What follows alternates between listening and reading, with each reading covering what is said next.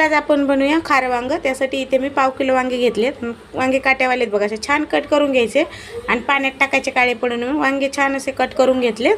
आता इकडे मसाल्यामध्ये आपण शेंगदाणे, लसूण आणि हिरवी मिरची घेतली. हे मिक्सरला बारीक करून घेऊया.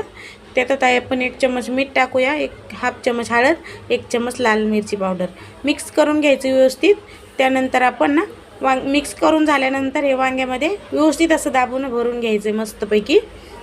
हे बघा, वांग्यामध्ये व्यवस्थित आपण भरून घेतले आणि थोडंसं शेंगदाण्याचं कूट उरले ते पण आपण साईडला ठेवूया. तर चला, इकडे एक टोप मांडला आहे. टोपात 2 चमच तेल टाकायचं आहे, थोडं कढीपत्ता टाकायचा आहे. त्यात आपण सगळे वांगे टाकूया आणि उरलेला आपला जो मसाला होता तो पण टाकायचा. 2-3 मिनटं छान परतून घ्या. त्यानंतर 1 ग्लास पाणी टाकायचं आहे आणि 5 मिनटं स्लो गॅसवर झाकून ठेवा. 5 मिनटानंतर एकदम मस्त अशी आपली वांगी तयार होते बघा. झटपट अशी वांगी मसाला आपला खारं वांगं बोला तयार झाले. तुम्हाला व्हिडिओ आवडला असेल तर लाईक करा, शेअर करा आणि सबस्क्राईब